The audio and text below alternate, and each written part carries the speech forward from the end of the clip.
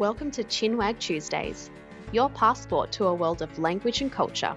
Hi everyone, welcome to another episode of Chinwag Tuesdays. I'm Amanda and today's special guest is Daksh. Originally from India, he's now living in Hobart, Tasmania. So thanks for joining me today, Daksh. Thank you, Amanda, for having me. Nice to chat again. It's been a while since I was a guest on your channel. Yes, it's good to be on the other side, to be honest. Yeah, good. I'm glad. Well, let's start off with a bit of an introduction. Just tell us a bit about yourself, where you're from in India, how your journey as an international student in Australia began, and why you moved from Melbourne to Tasmania. Right. So, yeah, I'm from Delhi, the capital city of India, and I moved to Melbourne in Feb 2019. And after spending 1 year, I moved to Tasmania, Hobart, in Feb 2020, which is another story. I would say the reason behind I moved from Melbourne to Tasmania is, to be honest, is the permanent residency.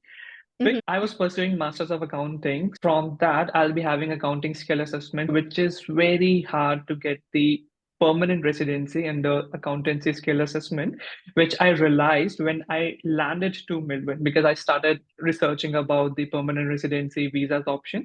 Then I realized that it's a rat race and there's so many accountants out there who are still struggling to get the permanent residency.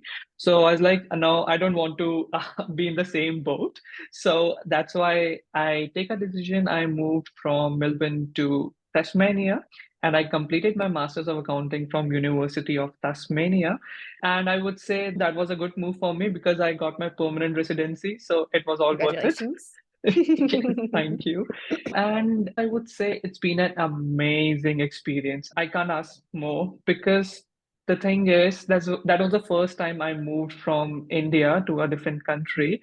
And as all international students feel a bit nervous, even I was nervous. I was like, I'm going to the foreign country for the very first time. Whom should I get in touch? And what should I don't know people. So I was full of doubts, questions, like everything was going in my head. But eventually, when I landed there, the people were amazing. They were very friendly people. Australians are friendly. Oh, I So love that. yeah, I actually met good people, even the university, my fellow mates, my like batchmates, they were amazing. So I really had a good time as an international student, to be honest. Yeah, great. Thank you so much for sharing. You moved to Tasmania in February 2020. And so when did you graduate from uni? So yeah, it's a 2 year course, a master's degree. So I graduated in November 2021. Yes. Oh, right in lockdown. So did you have an online graduation or a physical graduation? Yes, online graduation, Oh, unfortunately. Yeah, I yeah, know. that's tough. At least you got it. You got your PR. So ticking those goals. Yes, exactly. And to be honest, I feel that one of the good move is to move from Melbourne to Tasmania because Tasmania is full of opportunities, though it's Yeah, not as fast as Melbourne. But again, if you are starting off something, then you have a less competition and you have yeah. potential and you get opportunities because there's less competition. So Mm. there will be chances that you'll grow quickly. So yeah, I really feel moving to Tasmania is again one of the best decisions. That's great. Wonderful. So you said that it was a great life for you being a student, international student in Australia. So what were some of your most memorable aspects? So are there any particular experience or moments that are important for you that you remember? Yes, I do remember some of the moments is to be honest, the people I met Hmm. because I got to meet people from all over the world, which I feel I won't be able to experience same when I was pursuing my bachelor's from University of Delhi, which is one of the renowned university in India. Yeah. But again, I don't believe that I would be getting the same exposure I had in when I was pursuing Masters of Accounting from Monash University, because you Hmm. get to meet people from different continent and the mindset, the skills, the culture they brought in, you realize that you are actually living a life in a shell. The thing is, I learned a lot from students from different background. Those are the experiences I would say that's still with me and it's going to be there till end. Yeah, that's so good. To be honest, I never had a university kind of experience in Australia. I never went to uni. I did TAFE instead. And I did TAFE at the local TAFE in my hometown, a small town of New South Wales. So I never had that living away from home university Oh, experience that so many people got to do. But I yeah. traveled a lot for work after I got my advanced diploma. So I feel like I got those experiences living in at Ayers Rock Resort, in Darwin, in Brisbane. So I feel like I made up for it. That's true. Fortunately, I got to experience it twice because I studied in Mm, Monash University and University of Tasmania. So I yeah, got the flavors of both city life definitely. and the Tasmanian life. Yeah. Is there anything that you miss about living in Melbourne, or are you just completely satisfied and happy in Hobart? Yeah, I would say there are some things which I truly miss because I'm from Delhi, which is again a very fast-paced life. So being in Melbourne, it's like you have more people to interact. You have bigger Mm, circle, bigger community. You have true. more temples. The Mm, festivals are huge, celebrated in a huge yeah. number compared to Tassie festivals that Yeah. we celebrate here. And in terms of, I would say, food because you'll get a lot of option when you are in Melbourne. Uh-huh. So yeah, I miss those things. But apart from that, I love Tassie. Yeah, yeah. Is there a big Indian community in Tasmania? Obviously not compared to Melbourne. Melbourne's huge, but I don't know much about Tasmania. No, I would say it's not big. The Mm, reason behind, I had a word with the president of Indian Association of Tasmania. They said yeah. that because people come here for intention of getting the permanent residency, and once they get it, then Ah, they move back. sure. So Okay. whenever they're trying to build something, like for example, they're trying to build a big Hindu temple, but again, they are Okay. struggling a bit because people Mm, are not there in large number. And even if sure. they show some interest, even they do participate, then they have intention in back of the mind that they anyhow will move back to Melbourne. So why to put so much of Mm, efforts or money into it? true. So that's Yeah. one of the reason the society is not big as compared to Melbourne. Yeah. When I lived in Darwin, there was a small Indian community. Mostly they were Sikh Indians, and they didn't have a Sikh temple. They were just doing part and the services from someone's house. So they just had the holy Yeah. book in someone's house. That's what they had. I think now there might be a temple there, but I imagine Tasmania is probably something similar. True. It is actually because the temple that we have is not a proper temple. It's more of a house, but Yeah. it's been registered as a temple. Yeah. But they are still working on building a big temple. So Yeah. hoping it will get it done soon. Yeah. Okay. All right. Well, what were some of the biggest challenges you face as an international student? So you did say that there were some worries, some doubts, some concerns, but what were some of the biggest challenges and how did you face them or adapt to them? Challenges. Right. There were so many challenges. But biggest challenge I would say is the culture. And even the culture, as in it's the very teeny tiny things which it was quite difficult for me to understand and grasp. For example, the time. For me, being from Delhi and from India, if someone, right, if we I had say that the we'll be, same answer for you. We have reverse culture shocks here. This was a culture yes, shock for me in India, what you're about to say. Yes. yes, suppose you know that, right? Like if we say that I'll be there in 5 minutes, it means you'll be there in 15 minutes, right? Or an hour if you're my husband. Yeah, I can't comment on that. But yes, Yeah. that's really difficult. And apart from that, I was a late comer because I always get late into the classes. Even when I was in Melbourne, I was always late. But slowly I realized, no, I can't do this thing which I Hmm. used to do in India. So I changed myself. Like today as well for Great. the podcast, I was right on time. Oh, you were early. I got the email saying that it was Yes. 2:22 my time that you entered. And I was like, hey, I'm going to be late Yeah. now. See, I'm becoming more Aussie now. You are, and I'm So becoming more Indian. So yeah, the timing was there and the food, I would say, because Yeah. I just love food. And I was the one who used to eat spicy food a lot. But after coming here, my spice tolerance is a bit low now. Because I remember my mom was here a couple of weeks back and she was making still those spicy Indian food and I couldn't able to eat much. I was Oh like, Mom, no. sorry. Yeah, I was like, Mom, sorry, I would love to eat because you made it, but it's spicy for me. I'm so sorry. She must be like, what happened to my son?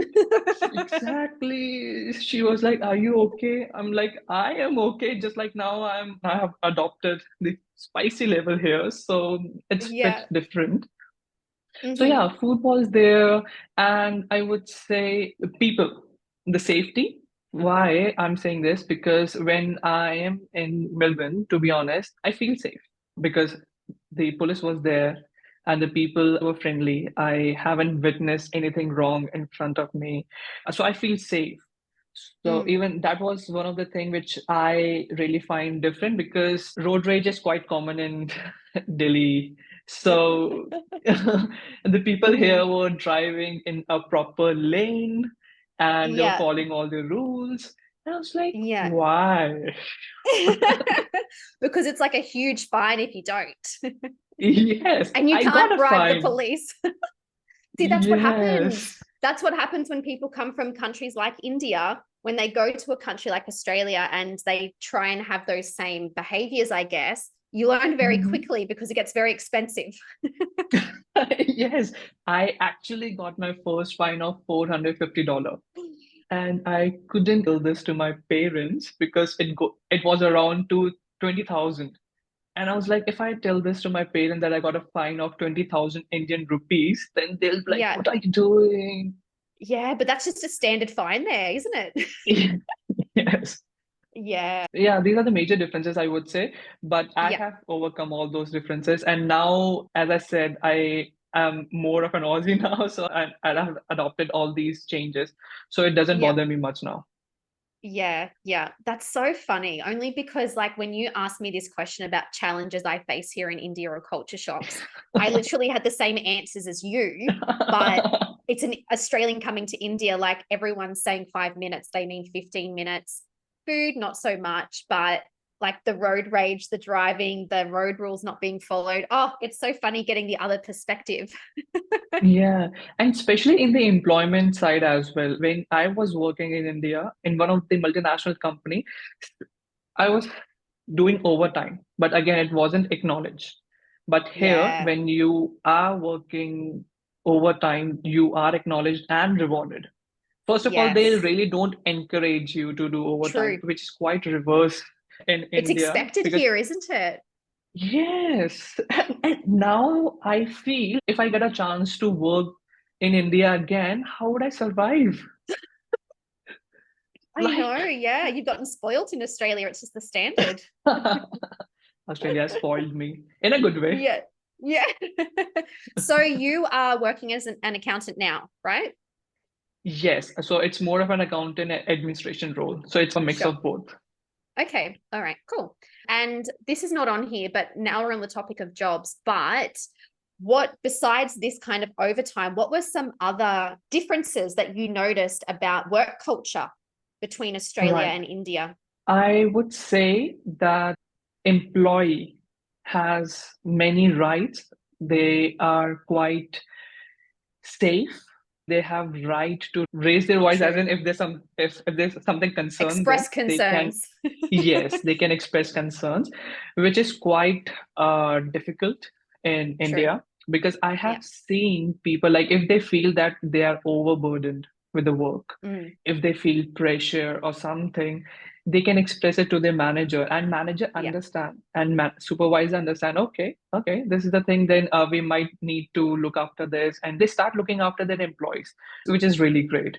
And again, because I realized I'm working in hospital, so one of our doctor, he took stress leave because he Yeah. was overburdened with the work.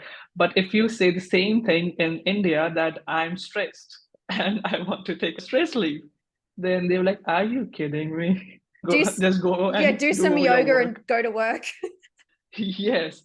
And another thing is, if you say that you are sick, and if you're saying that you need like annual leave, you need leave that you need to go for holidays or something, they again acknowledge that, they respect.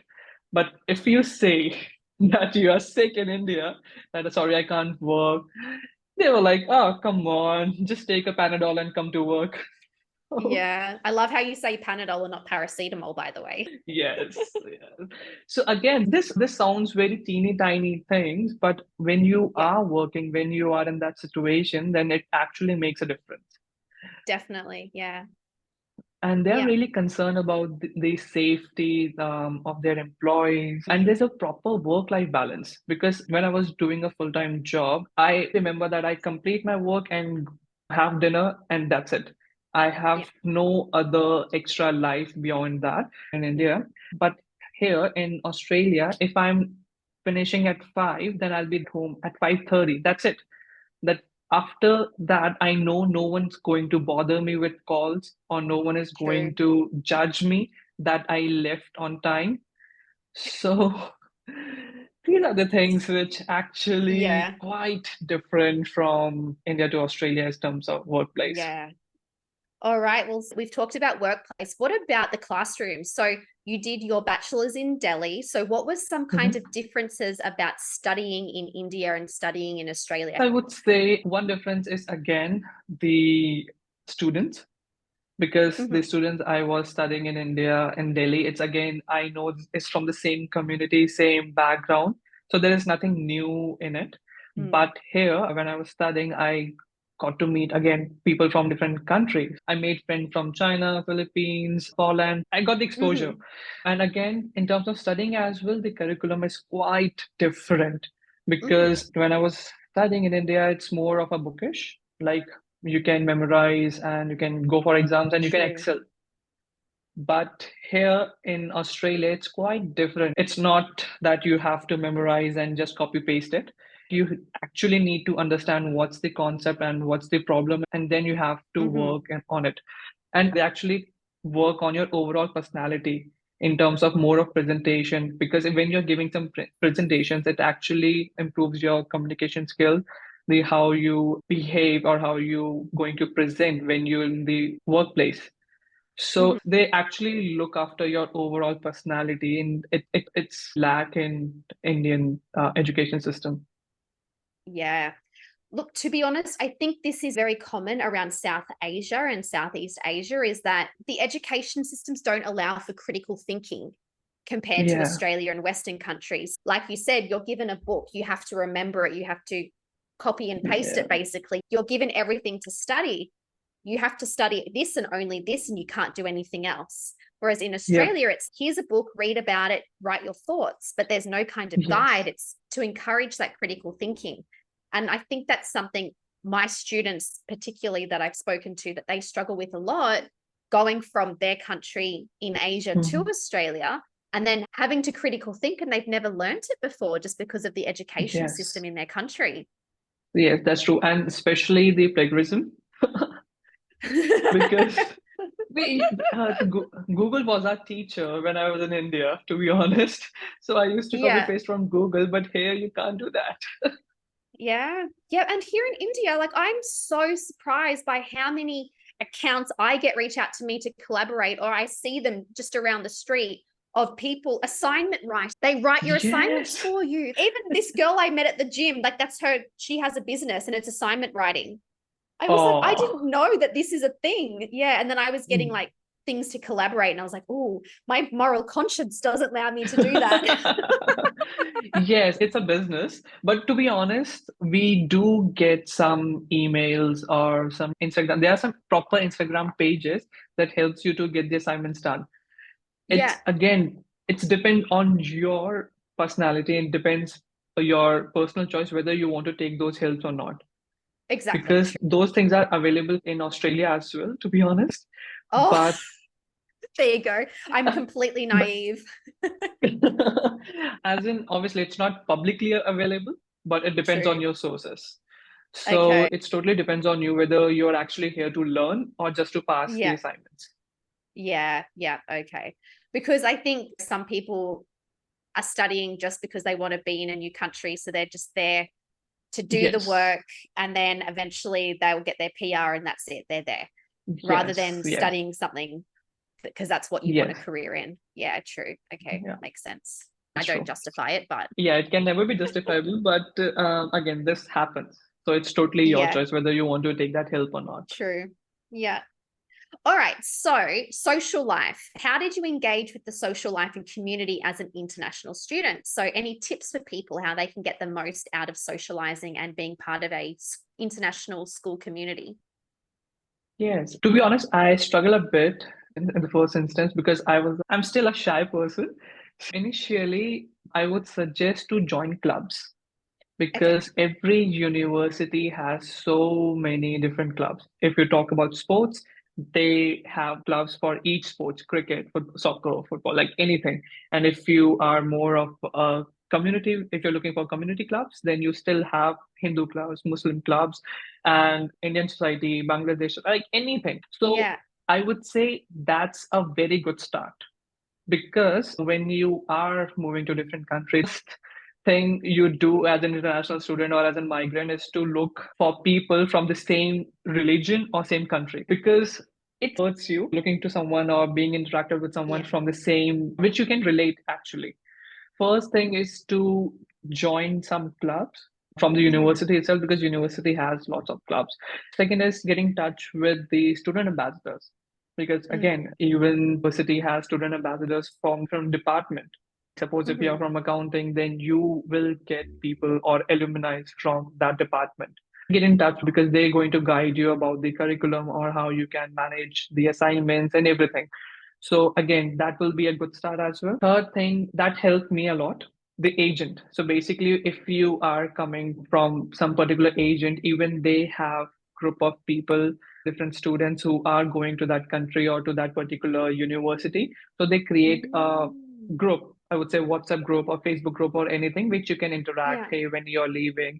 So it again a moral support that yes, someone is there who is traveling with you Yeah. and we can take assistance. And one more thing is just talk. Just go out and talk to people. Because again, I said Australians are friendly. If you are in the campus, if you are saying, hey, I'm here for the first time, they actually take time to guide you. They actually take time to listen to what's going on with you, or either at least they can direct you somewhere to someone who can help you. But as long as you are not expressing, as long as you are not saying any word, then obviously you will feel lonely, you'll be in depression. Yeah. So it's good to just go out. And nowadays, especially when you have Instagram, Facebook, there's so many social media platform where you can actually research people Yeah. from the same university or same like places. Then just Mhm. DM, just send a message. Yeah. Because if you're going to send at least five DM, at least two or three people will reply, and that's enough. That's more than enough. Yeah. That's great advice, especially because you say that you're a shy person and look at you. You have all of these great tips for people as a shy person yourself. Yeah. It's now a personal experience now. So yeah, I've gone Yeah. through that phase. Again, it's very easy to connect these days when Mm. you have social media around, when you have LinkedIn to connect from professional network, or you have Facebook, Instagram, and even when you join university, even they suggest you to join some clubs, even the Mm. agents help you to form a group. So there are sources where you can connect with people. Yeah, that's such helpful information. And I'm really glad that you say that Australians are really nice and helpful because I'm biased, of course, I know that. But I love hearing it from other people from firsthand experiences because it kind of makes me feel better knowing that, yes, Yeah. Australians will help you if asked. Because I think a lot of international students are really shy or scared to approach an Australian or a local Yes. person. But Yes. like you said, like you've had a lot of really positive experiences and nearly everyone's willing to help. And if they don't know the answer, they will direct you to the right place. And I think that's really important Yes. to know that it's okay to approach people like that. Yes, exactly. Because it's not their fault. Even when I was about to come to Australia, I was a bit nervous. And I had that feeling, will it be okay? Will I survive? And Yeah. what if there any discrimination or like anything, right? Yeah. So that's why people are a bit hesitant to talk Of or course. to ask something. But as I Yeah. said, when you land, when you see people around, and when you realize it's not like that, it's not Yeah. like they are discriminating. It just you have to step up. You have to Yeah. come and talk. And if you are talking to them, they'll be helpful, they'll be kind. Hmm. So, yeah, that's all you need. Oh, that's nice. I like that. All right. So, based on your journey, what advice would you give to other international students who are considering studying in Australia? Right. I would say the advice is don't just come to Australia by looking at fancy or glamorous Instagram posts or reels. Because these days I know there are some people who post something like, hey, I got a car. Hey, I'm making this amount of money. Come to Australia. And there are people out there who lost their focus, who like, that guy is making so much money and I am living a life here in a very different scenario. Even I can do that. I'm sure it's a kind of a motivation. But again, just don't make your decision based on those posts or reels. Hmm. Make an informed decision. There are so many people out there who are providing genuine information, whom you can get in Mhm. touch. So just talk to them and get the reality and Yeah. then make an informed decision.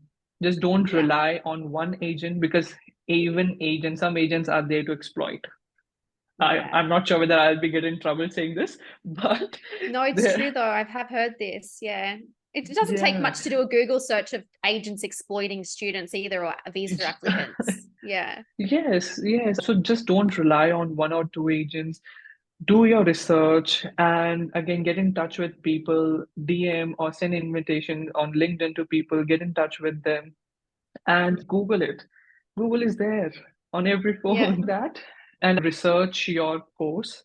Just don't pick a course because it's on the like priority list for the permanent residency.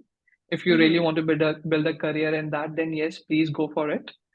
Hmm. Just don't do it for the sake of the residency. Otherwise, you're going to regret. Like, why did you do that? Yeah. Yeah. That's actually so important. I interviewed a lady a couple of months ago. She actually helps people moving abroad. So she helps people decide what visa to apply for. She works in line with a visa agent or a migration agent. And something that she did say was this: so don't pick something just because it's on the visa, the priority list, or the skilled visa list, because you Yeah. might spend 4 years doing something that you hate and then it gets taken off the list. And then it's four Yes. years gone. But like you, Yes. yes, you moved to Tasmania for PR, but you were already studying this. You already wanted to do Yes. accounting. So it was just Yes. an added bonus, right? So I'm really Yes. glad that Yes. you've said that and backed up what she said too. Yeah, true. Because I was actually pursuing chartered accountancy, and I have interest in accountancy. So that's one of the reason I chose Masters of Accounting and moved to Tasmania. And to be honest, permanent residency is not the only option because there's some CPA accreditation with the University of Tasmania. So that's one of the reason because at that time I was thinking that I might do CPA, which is quite recognized in Australia. That's another reason I moved from Monash University, University of Tasmania. But again, yes, just don't do it for the sake of permanent residency because once you start preparing for any course for the residency, you never know by the time you complete or by the time you get the skill assessment, those occupations will be off the list. Then Yeah. what's the point of studying? Then you'll be like, why did I choose those courses? Instead, I would have done something which you like, which you have Yeah. interest in. Yeah, definitely. Oh, I'm so happy you've said this because I see people like a lot. Actually, I get a lot of questions. I don't even have information about visas, about work, about immigration, but people think because I'm Australian, I know everything about Australia.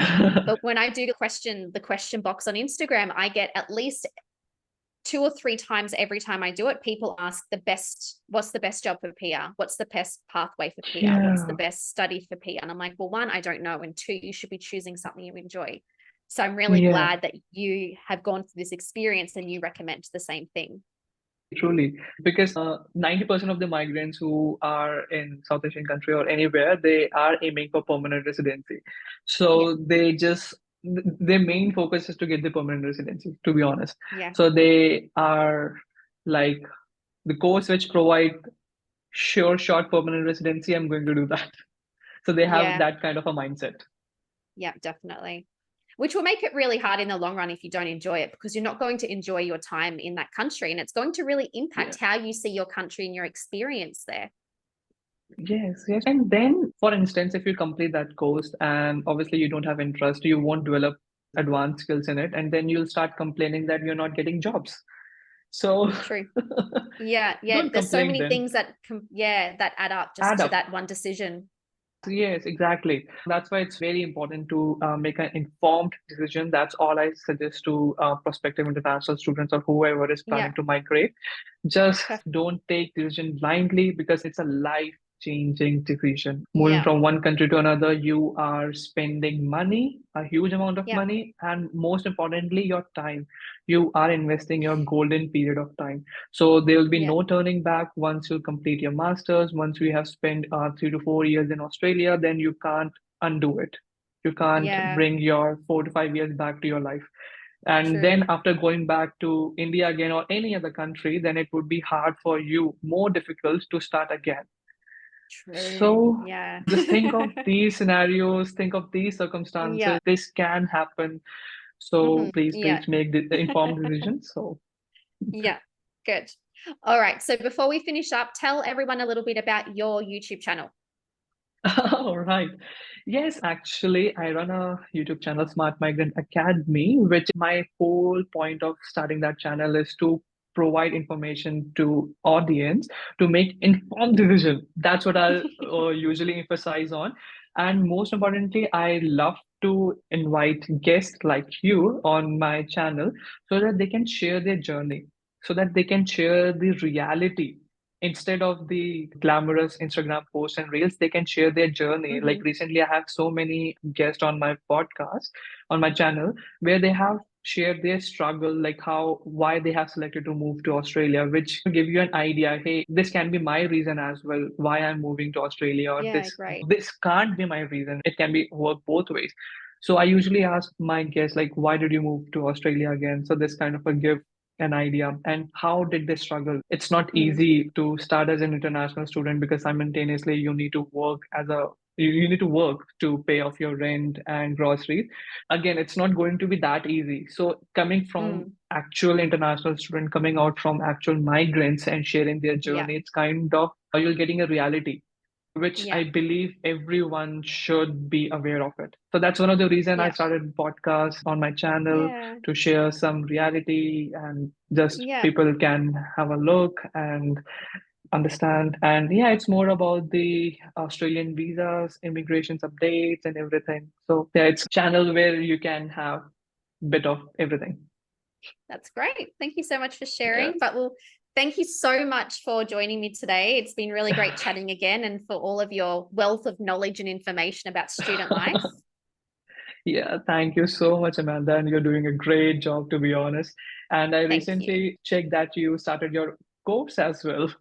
I did. It launched yesterday. Thank you. Yes. So Yes, it I was, saw your story and I was so happy for you thank because I you. remember I saw one of your story in which you're actually about to cry.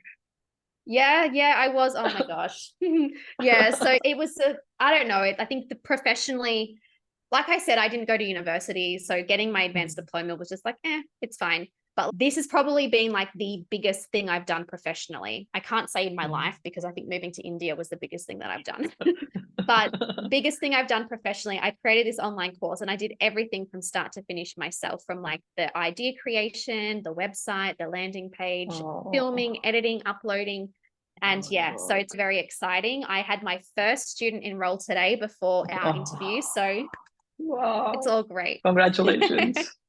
Thank you. Yeah, you're doing great, Amanda. You are my inspiration. Thank you.